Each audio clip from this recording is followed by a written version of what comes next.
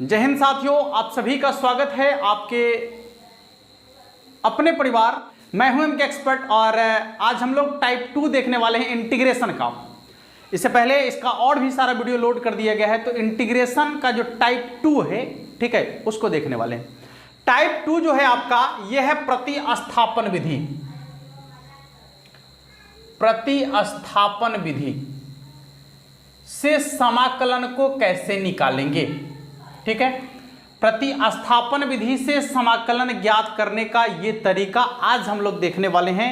Video में पूरा का पूरा समझने का प्रयास कीजिएगा, ठीक है। हाँ, तो आइए शुरुआत करते हैं। ये जो आपका है एनसीईआरटी बुक के एक्सरसाइज 7.2 में आपको मिल जाएगा, वहां से आप क्वेश्चन करने का प्रयास कीजिएगा और बहुत सारा क्वेश्चन हम आपको देंगे भी। कोशिश करेंगे कि आज बहुत सारे क्वेश्चन का सॉल्यूशन भी हम आप लोग को करवा दें, ठीक है, ताकि जल्दी जल्दी आपका सिलेबस खत्म हो। और थोड़ा सा आप धैर्य बनाए रखिएगा, ठीक है, चूँकि थोड़ा सा टाइमिंग का हेरफेर हो जाता है। कोशिश करने के बावजूद भी देख रहा होगा आप लोग को ये हुलिया, क्या करें, मुसीबत है, काफ़ी मतलब मुश्किलों का सामना करना पड़ रहा है। खैर चलिए, कोई बात नहीं, आइए शुरुआत करते हैं। प्रतिस्थापन का मतलब है कि हमें कुछ दिया गया जो वैल्यू होगा, जो दिया गया फंक्शन होगा, उस दिए गए फंक्शन का डायरेक्ट इंटीग्रेशन संभव नहीं होगा, तो हमें क्या करना होगा कि उसमें से कुछ मान को मानना पड़ेगा, यानी कुछ मान को प्रतिस्थापित करना पड़ेगा, ठीक है। तो हम मानेंगे किसको, यह बहुत बड़ा समस्या हो जाता है बच्चों के लिए कि कौन से मान को मानना है, किसको मानेंगे और किस मान को मानना है और फंक्शन को कैसे पहचानेंगे। ये सारी समस्याएं आपके साथ होगी। तो पूरे के पूरे समस्या का आज सॉल्यूशन हम आपको देंगे और कुछ क्वेश्चन भी बताने वाले हैं। तो सबसे पहले हम आपको बता दें कि करना क्या है। आइए कुछ रूल समझते हैं। जैसे मान लीजिए कि आपका यदि फंक्शन होल पावर वाला है, ठीक से देखिएगा, यदि फंक्शन होल पावर वाला है और उसका डायरेक्ट इंटीग्रेशन संभव नहीं है, यदि फंक्शन होल पावर वाला है और उस फंक्शन का डायरेक्ट इंटीग्रेशन संभव नहीं है, तो आपको क्या करना है कि पावर को छोड़ के जो आधार में रहेगा उसको मानना है। किसको मानना है? तो पावर को छोड़ देना है और जो आधार में रहेगा उसी को मान लेना है। चलिए दूसरा, यदि फंक्शन रूट वाला आ जाए, यदि फंक्शन रूट वाला आ जाए जिसका कि डायरेक्ट इंटीग्रेशन संभव नहीं है, तो वैसे कंडीशन में आपको क्या करना है कि रूट के अंदर में जो रहेगा उसको मान लेना है। किसको मानना है? तो जो फंक्शन रूट के अंदर में रहेगा उसी फंक्शन को मान लेना है। चलिए देखिएगा तीसरा क्या करना है, ध्यान से देखिएगा। तीसरा, यदि आपका कोई फंक्शन बटा में दिया गया है, बटा वाला फंक्शन है, ठीक है, बटा वाला फंक्शन है, तो आपको क्या करना है, हाँ, और वह बटा वाला फंक्शन का डायरेक्ट इंटीग्रेशन संभव नहीं है, तो ऐसे कंडीशन में जो बटा में फंक्शन रहेगा उस बटा वाले फंक्शन को क्या करना है, आपको मान लेना है। चलिए अगला 4 नंबर, ध्यान से देखिएगा। 4 नंबर में क्या करना है, यदि कोई त्रिकोणमितीय फंक्शन आ जाए, कोई त्रिकोणमितीय फंक्शन आ जाए जिसके कोणांक में x, y, z के अलावा कुछ दूसरा दिया गया हो, कोई दूसरा फंक्शन हो, ठीक है, यदि x, y, z रहेगा तो उसका डायरेक्ट इंटीग्रेशन संभव है, लेकिन x, y, z के अलावा यदि कुछ दूसरा आ जाए तो उस समय आपको क्या करना है कि त्रिकोणमितीय अनुपात के कोणांक में जो रहेगा, जो कुछ भी उसके फंक्शन रहेंगे, आपको उसी को क्या करना है, मान लेना है। यानी त्रिकोणमितीय अनुपात के कोणांक में जो रहेगा उसको मान लेना है। इसके बाद क्या करना है, देखिए बाबू, 5वां, यदि लॉग वाला आ जाए, ठीक है, तो लॉग वाला के कोणांक में जो रहेगा उसको मान लेना है। यदि e के पावर वाला आ जाए तो e के पावर में जो रहेगा उसी को मान लेना है, e के पावर में जो रहेगा उसी को मान लेना है। और 7वां और सबसे अंतिम बात, यही आपका ब्रह्मास्त्र है, ठीक है, हाँ, यही ब्रह्मास्त्र है। ये आपको हमेशा याद रखना है कि इन सारे चीजों को यदि आप लागू करते हैं तो एक चीज आपको हमेशा याद रखना है कि मानना उसी को है, मानना उसी को है, मानना उसी को है जिसका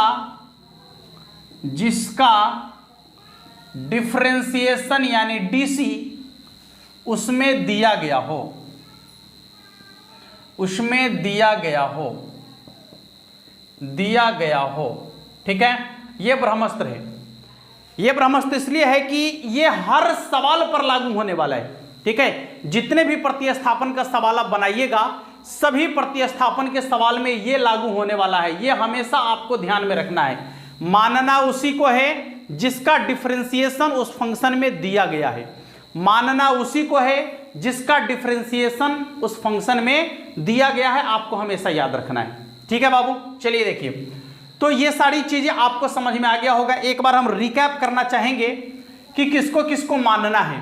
यदि फंक्शन होल पावर वाला है, पहला, यदि फंक्शन होल पावर वाला है तब पावर को छोड़ देना है और आधार में जो रहेगा उसको मान लेना है। यदि फंक्शन रूट वाला है तो रूट को छोड़ देना है और जो रूट के अंदर में रहेगा उसको मान लेना है। यदि फंक्शन बटा वाला है तो नीचे वाला को मानना है। किसको मानना है? नीचे वाला को मानना है। यदि आपका त्रिकोणमितीय अनुपात है, ठीक है, तो उसके कोणांक में जो रहेगा उसको मानना है। कोणांक में जो रहेगा उसको मानना है। यदि आपका फंक्शन लॉग वाला है तो कोणांक वाला को मानना है। यदि फंक्शन ई के पावर वाला है तो ई के पावर में जो रहेगा उसको मानना है। और सबसे अंतिम यानी ब्रह्मास्त्र का प्रयोग आपको तब करना है जब सबके सब अस्त्र आपका नाकामयाब हो जाए, यानी सबके सब अस्त्र जो है आपका कामयाब नहीं रहेगा, यानी इनमें से कुछ भी यदि आपका लागू नहीं हो रहा है तो ये ब्रह्मास्त्र है, आपको ये हमेशा आपका साथ देगा। ठीक है, और ये लागू होगा ही होगा। ब्रह्मास्त्र चलेगा तो सबका सब ध्वस्त हो जाएगा। ठीक है, तो मानना उसी को है जिसका डिफरेंशिएशन उसमें दिया गया है। मानना उसी को है जिसका डिफरेंशिएशन उसमें दिया गया है। जैसे हम कुछ सवाल करना चाहेंगे, मान लीजिए कि यहां पर एक फंक्शन हम लेते हैं, देखिएगा, integration 2x into sine x² plus 1 into dx। समझिए, सवाल की भावना को समझने का प्रयास कीजिएगा। सवाल आपका क्या कहता है कि इसका इंटीग्रेशन कीजिए जिसमें 2x है, यहां पर साइन x² प्लस 1 है। यानी आपको पहले ही बता दिए हैं कि इसका डायरेक्ट इंटीग्रेशन संभव नहीं होगा। पहले तो एक गुना में है तो गुना वाला का इसका डायरेक्ट इंटीग्रेशन संभव नहीं है, तो इसके लिए क्या करना होगा? आपको मानना पड़ेगा। क्या करना पड़ेगा? मानना पड़ेगा। और सवाल का सेटिंग रहता है बाबू रे, सवाल का सेटिंग रहता है, ठीक ना? हाँ, एकदम सेटिंग रहता है बैठल। अभी आपको बताए हैं कि किसको किसको मानना है, तो देख लीजिए यहां पर त्रिकोणमितीय अनुपात के कोणांक को मानना है। किसको मानना है बाबू? त्रिकोणमितीय अनुपात के कोणांक को। तो कोणांक यहां देखिए क्या है? x² plus 1। क्या है? x² plus 1। सुनिए, त्रिकोणमितीय अनुपात के कोणांक में x² प्लस 1 है तो आप उसका एक बार डिफरेंशिएशन करके देखिएगा, क्योंकि ब्रह्मास्त्र जो है, ब्रह्मास्त्र यहां पर है। x² प्लस 1 का डिफरेंशिएशन x² का डिफरेंशिएशन 2x और 1 का डिफरेंशिएशन 0 को हटा दीजिए। देखिए 2x यहां दिया गया है या नहीं है? दिया गया है या नहीं है? तो क्या बोले थे कि मानना उसी को है जिसका डिफरेंशिएशन उसमें दिया गया हो। मानना उसी को है जिसका डिफरेंशिएशन उसमें दिया गया है। समझ में आ रहा है? जैसे देखिए कुछ और सवाल हम यहां पर अभी लिखते हैं, ध्यान से देखिएगा आप। यहां देखिए ax प्लस b के पावर में है 3 इंटू क्या हो जाएगा? dx।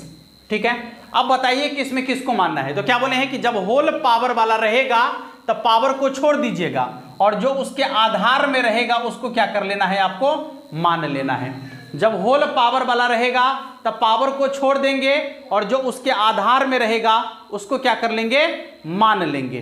ठीक है बाबू, समझ में आ रहा है सभी लोगों को? कोई दिक्कत नहीं होना चाहिए, एकदम ध्यान से देखिएगा। अब चलते हैं अगले सवाल की तरफ, यानी अगला कॉन्सेप्ट आपको समझाने का प्रयास करते हैं। जैसे मान लीजिए यहां है आपका e के पावर में tan इनवर्स x और बटा में है आपका 1 प्लस x²। ठीक है, तो यहां पर किसको मानेंगे? आप थोड़ा सा सोच के देखिए कि किसको मानेंगे। अब बोले हैं ना कि e के पावर में जो रहेगा उसको मानना है। किसको मानना है? e के पावर में जो रहेगा उसको मानना है, लेकिन ब्रह्मास्त्र को चेक कर लेना है कि लागू हो रहा है कि नहीं हो रहा है। आप चेक करके देखिए तो tan इनवर्स x का डिफरेंशिएशन क्या होता है, तो 1/1 प्लस एक्स स्क्वायर जो आपको यहां दिख रहा है, देख लीजिएगा। तो मानना उसी को है जिसका डिफरेंशिएशन इसमें दिया गया है। ये सब तो आपकी सहायता के लिए लिखा गया है, यहां पर है मेन चीज, मानना उसी को है जिसका डिफरेंशिएशन इसमें दिया गया है। तो आपको सहायता कर दिया क्या कि e के पावर वाला को मानना है, मान लीजिएगा इसको। लेकिन उससे पहले आप चेक करके देखिएगा कि इसका डिफरेंशिएशन करने से ये आ रहा है या नहीं आ रहा है। समझ में आ रहा है बाबू, किसी को दिक्कत? अब आइए इस तरीके के सवाल को हम बनाएंगे कैसे, ये बहुत बड़ी समस्या है कि इस तरीके के सवाल को बनाना कैसे है। सुन लीजिएगा, एक बार हम आपको समझाएंगे और आप पूरा का पूरा सवाल बना लीजिएगा अपने से। हाँ, ये पूरा का पूरा गारंटी हम आपको देते हैं। चलिए सबसे पहले क्या करेंगे कि सवाल को आई मानेंगे, यानी माना आई बराबर जो है उसको आई मान लीजिएगा। इसके बाद आपको ये क्लियर करना है कि आखिर माने किसको, इस दिए गए फंक्शन में से किसको मानना है। तो मानने के लिए यहां पर आपके पास रूल है, होल पावर वाला रहेगा तो पावर को छोड़ के आधार वाला को मानिएगा, रूट वाला रहेगा तो रूट के अंदर वाला को मानिएगा, या फिर बटा वाला को मानिएगा, या फिर त्रिकोणमितीय अनुपात के कोणांक को मानिएगा, लॉग वाला के कोणांक को मानिएगा, ई के पावर वाला को मानिएगा। और सबके लिए एक ही बात आपको याद रखना है कि मानना उसी को है जिसका डिफरेंशिएशन इसमें दिया गया है। तो देखिए किसको मानेंगे इसमें से, त्रिकोणमितीय अनुपात के कोणांक को लिखेंगे पुनः माना y बराबर x² + 1। सुनिए, और जिसको मानिएगा उसका डिफरेंशिएशन कर लीजिएगा, जिसको मानना है उसका डिफरेंशिएशन कर लेना है। तो इसका डिफरेंशिएशन कर देंगे x के सापेक्ष, dy/dx बराबर हो जाएगा आपका 2x। कितना हो जाएगा? 2x। इसके बाद यहां पर जो आपका रहेगा यानी जिसके सापेक्ष इंटीग्रेशन रहेगा आप उसका मान इसमें से निकाल लीजिएगा। जैसे dy/dx बराबर 2x है ना, तो यहां से आपको निकाल लेना है dx का मान। चलिए dx का मान कैसे निकालते हैं देखिएगा। इसके बटा में कुछ नहीं है बाबू, तो 1 है, क्रॉस करेंगे तो इधर हो जाएगा dy को 1 से गुना करेंगे तो dy, अब बराबर इधर हो जाएगा आपका, जब 2x को dx से गुना करेंगे तो 2x इंटू में dx। हमको dx का मान चाहिए, ये गुना में है, नीचे कहाँ चला जाएगा? भाग में, इसलिए dx बराबर हो जाएगा आपका dy/2x, dy/2x। चलिए देखिए dx का मान निकल गया। अब आपको क्या करना है, ध्यान से देखिएगा। नाउ i बराबर क्या, जो आपका फंक्शन है उसको लिखना है, यानी 2x इंटू साइन। अच्छा बताइए कि x² + 1 को क्या माने हैं? y। x² + 1 को क्या माने हैं? तो y, यानी यहां लिखेंगे y इंटू में, अब यहां dx है तो dx बराबर क्या निकल के आया है? dy/2x, dy/2x। तो यहां लिखेंगे dy/2x। ये 2x से ये वाला 2x कट जाएगा तो बचेगा क्या? Integration sine y into dy। अब बताओ बाबू साइन y का इंटीग्रेशन क्या होगा? तो minus cos y plus c। Sine y का इंटीग्रेशन क्या होगा? Minus cos y plus c। अब एक चीज यहां ध्यान से देखिए कि cos y, लेकिन हमारा जो सवाल है वो x के रूप में है, तो क्या करेंगे कि यहां से y का मान लौटा लेंगे। y बराबर क्या माने हैं? तो x² + 1, इसलिए यहां पर y का मान लौटा लेंगे, cos x² + 1, अब प्लस क्या हो जाएगा? c। देखिए आपका आंसर बन चुका है, आपका आंसर बन चुका है, देख लीजिएगा आंसर बन चुका है। अगले सवाल की तरफ चलेंगे, कुछ क्वेश्चन और आज हम लोग देखेंगे और इसके बाद जो है बढ़ेंगे क्वेश्चन की तरफ। जैसे आपको कॉन्सेप्ट यदि समझ में आ गया होगा बेहतर तरीके से, तो क्वेश्चन के कॉन्सेप्ट को आगे की ओर लेकर चलेंगे और बेहतर से बेहतर करने का प्रयास करेंगे, कोशिश करेंगे कि बेहतर से बेहतर हो सके। ठीक है बाबू, देखिए आइए कुछ और क्वेश्चन देखते हैं। सवाल यहां पर लिख रहे हैं हम, सवाल आपका है इंटीग्रेशन ax + b के पावर में है आपका 3 इंटू में है dx। सुनिए, इसका डायरेक्ट इंटीग्रेशन भी आप कर सकते हैं और रूल से भी इंटीग्रेशन कर सकते हैं, दोनों तरीके से इंटीग्रेशन कर सकते हैं इसको आप, कोई दिक्कत नहीं है। यदि डायरेक्ट इंटीग्रेशन करना चाहते हैं तो डायरेक्ट कर लीजिए, प्रतिस्थापन लगाना चाह रहे हैं तो प्रतिस्थापन भी लगा सकते हैं, कोई दिक्कत नहीं। अच्छा, हम डायरेक्ट इंटीग्रेशन करना सिखाए हैं आपको।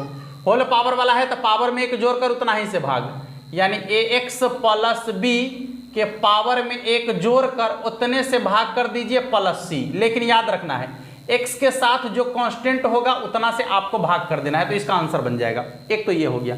अब जब इसको हम रूल से बनाते हैं तो भी इतना ही आना चाहिए। चलिए देखिए, माना i बराबर क्या करेंगे, तो होल पावर वाला रहेगा, पावर को छोड़ देंगे तो आधार वाला को मानेंगे, यानी पुनः माना y बराबर ax प्लस b के पावर में कितना है 3।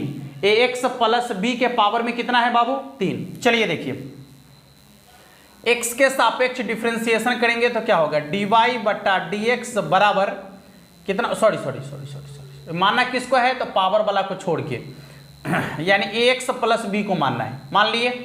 अब a को बाहर करेंगे तो क्या होगा, dx बटा में dx अब प्लस db बटा में dx, देखिएगा, यानी dy बटा dx बराबर हो जाएगा a, और यदि dx का मान निकालेंगे तो क्या हो जाएगा, dy बटा में a ना, यानी dx ऊपर जाएगा तो dy बटा में आ जाएगा, यानी इतना आ गया। अब देखिएगा, जो आपका इंटीग्रेशन है, जो फंक्शन है, जो दिया गया आपका क्वेश्चन है, बस वहीं से फिर से शुरुआत करना है। आइए शुरू करते हैं वहीं से, लिखेंगे नाउ i बराबर इंटीग्रेशन ऑफ क्या, ax प्लस बी, और ax प्लस बी को क्या माने हैं y, तो हो जाएगा y के पावर 3 इंटू dx का मान क्या है यहाँ पर, तो dy बटा में a, dy बटा में a क्या है बाबू, तो कांस्टेंट है, यानी 1 बटा a को क्या करेंगे, बाहर कर लेंगे। तो होल पावर वाला का इंटीग्रेशन क्या होगा, पावर में एक जोड़कर उतना ही से भागा प्लस c, यानी 1/4a, y का मान यहां से लौटा देंगे तो कितना हो जाएगा, ax प्लस b के पावर में 4 प्लस c, आंसर बन गया। ठीक है, देख लीजिए क्वेश्चन बन चुका है आपका आसानी से। अगले सवाल को देखते हैं, एक एक करके क्वेश्चन को देखने का प्रयास करते हैं। आप लोग आराम से क्वेश्चन को नोट करते रहिएगा, और तब नोट कीजिएगा जब हम क्वेश्चन को बना लेंगे पूरा का पूरा, उसके बाद आप नोट कीजिएगा। हाँ, ऐसा नहीं कि हर बार में हम बना रहे हैं आप भी बना रहे हैं तो फिर गड़बड़ हो जाएगा। ठीक है, जल्दी से देख लीजिए। अगले सवाल को देखते हैं, कुछ इसी प्रकार का सवाल होगा आपका। माना i बराबर, मान लीजिए सवाल आपका है sin x या tan x, समझ लीजिए tan x into D x. सवाल आपका है tan x into D x. tan का डायरेक्ट इंटीग्रेशन संभव नहीं है, लेकिन आपको हम बता दिए थे कि tan x का जो इंटीग्रेशन होता है minus log cos x plus c या फिर log sec x plus c, ये दोनों का दोनों ही इसका इंटीग्रेशन होता है। लेकिन आज हम जानेंगे कि इसका इंटीग्रेशन ऐसा क्यों हो जाता है। आइए, और जब वही क्वेश्चन हम देख रहे हैं तो क्यों ना देख लें, ताकि बेहतर हो जाए आपके लिए। देखिए, इसको लिख क्या सकते हैं, पहले थोड़ा सा समझिएगा। tan को क्या लिख सकते हैं, तो sin x बटा में cos x, ऐसा लिख सकते हैं क्या, इंटू डी एक्स। अब आपको बोले हैं कि बटा वाला को मानना है, बोले हैं या नहीं बोले हैं, बटा वाला को मानना है। बटा में क्या है, cos x। और फिर ये भी बताए हैं कि मानना उसी को है जिसका डिफरेंशिएशन इसमें दिया गया है। तो बटा में क्या है, cos x। और cos x को मानेंगे तो cos x का डिफरेंशिएशन sin x ऊपर में दिख रहा है, माइनस sin x होता है, लेकिन sin x दिख रहा है ना, कोई बात नहीं है। चलिए देखिए, तो माना y बराबर cos x, y बराबर cos x। चलिए x के सापेक्ष डिफरेंशिएशन कर देंगे तो क्या हो जाएगा, dy बटा dx बराबर cos का डिफरेंशिएशन होता है माइनस sin x। आपको dx का मान चाहिए ना, यहाँ dx है तो dx का मान चाहिए, ये ऊपर चला जाएगा तो ये नीचे आएगा, यानी dx बराबर हो जाएगा आपका dy बटा में माइनस sin x। अब क्या करना है बाबू, लिखेंगे नाउ i बराबर sin x, अब बटा में cos x के जगह पर क्या है, देखिए यहाँ पर cos x के जगह पर है y, तो यहाँ लिखेंगे y इंटू dx के जगह पर क्या है, तो dy बटा में माइनस sin x। चलिए पहले साइन एक्स से साइन एक्स कट गया, माइनस आपको बाहर लिख लेना है, तो माइनस बाहर लिख लिए। इसके बाद हो जाएगा 1/y इंटू डी वाई। अब बताओ बाबू कि 1/y का इंटीग्रेशन क्या होता है, तो log y, यानी इसका हो जाएगा minus log y plus c। y का मान जो आप माने हैं यहां लौटा लीजिए, y का मान क्या माने हैं, तो cos x लौटा दीजिए, तो यहां हो जाएगा cos x प्लस c। अच्छा एक चीज और कि यहां sec x कैसे आ गया, ये भी आसान है, समझिएगा। यहां से माइनस हटाते हैं यदि, तो मालूम है आपको कि log के आगे में यदि कोई वैल्यू रहता है, ठीक है, तो यदि आप वहां से उस कांस्टेंट को हटाते हैं, log के आगे से यदि किसी कांस्टेंट को हटाते हैं तो वो कांस्टेंट जो है उसके पावर में चला जाता है। कहां चला जाता है, पावर में चला जाता है। तो देख लीजिएगा यह जो होगा इसके पावर में चला जाएगा।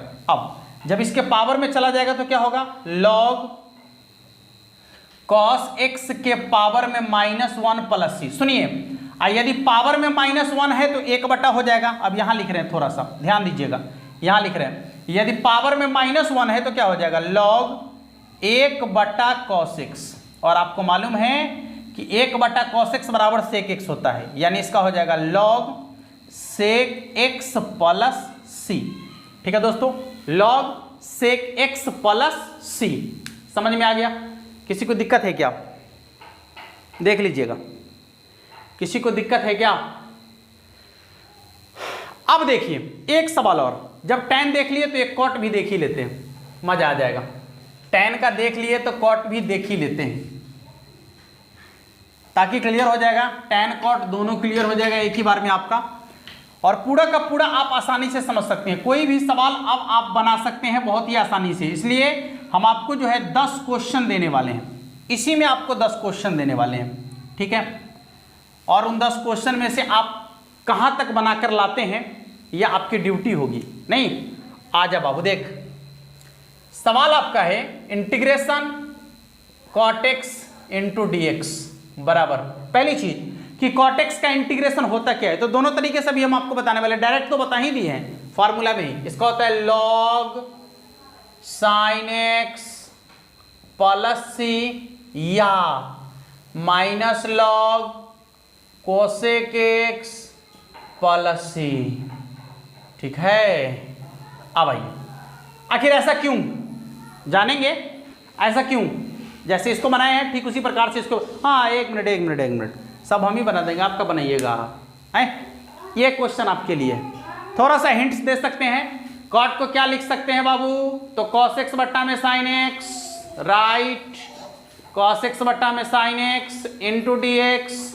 मानना किसको है, sin x को। sin x का डिफरेंशिएशन क्या होता है, cos x, जो ऊपर में दिख रहा है सीधा सीधा। हाँ सुनो सुनो सुनो सुनो सुनो गौर से दुनिया वालों, सुनो। देखिए, यदि आप एक ऑब्जेक्टिव कॉन्सेप्ट आप ले लीजिए, यदि आप इंटीग्रेशन कर रहे हैं, ठीक है, और बटा में जो फंक्शन दिया गया है, यदि आप बटा वाले फंक्शन को मानते हैं और उसका डिफरेंशिएशन यदि ऊपर में पूरा का पूरा आ जाए, ठीक है, बटा वाले फंक्शन का डिफरेंशिएशन ऊपर में पूरा का पूरा आ जाए, तो ऐसे फंक्शन का इंटीग्रेशन होगा log log log log log log क्या, log बट्टा वाला अब प्लस c, log बट्टा वाला प्लस c। जैसे एक सवाल और मान लीजिए, यहां लिखा हुआ है 2x बट्टा में 1 plus x square into D x. क्या होगा इसका इंटीग्रेशन, पहले चेक करके देखिए। बट्टा में क्या है 1 प्लस एक्स स्क्वायर, इसका तो 0 हो जाएगा, इसका हो जाएगा 2x जो ऊपर में दिख रहा है, यानी बट्टा वाला का डिफरेंशिएशन ऊपर में दिख रहा है, तो इसका इंटीग्रेशन हो जाएगा log बट्टा वाला प्लस c, log बट्टा वाला प्लस c।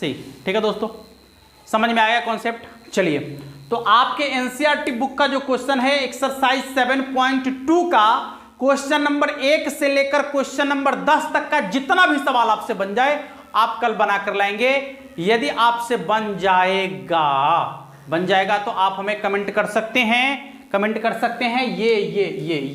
ये हमारा व्हाट्सएप नंबर है 7631838484 और जो क्वेश्चन आपसे नहीं बनेगा उस क्वेश्चन का सॉल्यूशन हम कल कर देंगे। ठीक है बाबू, मिलेंगे फिर अगले वीडियो में, तब तक के लिए।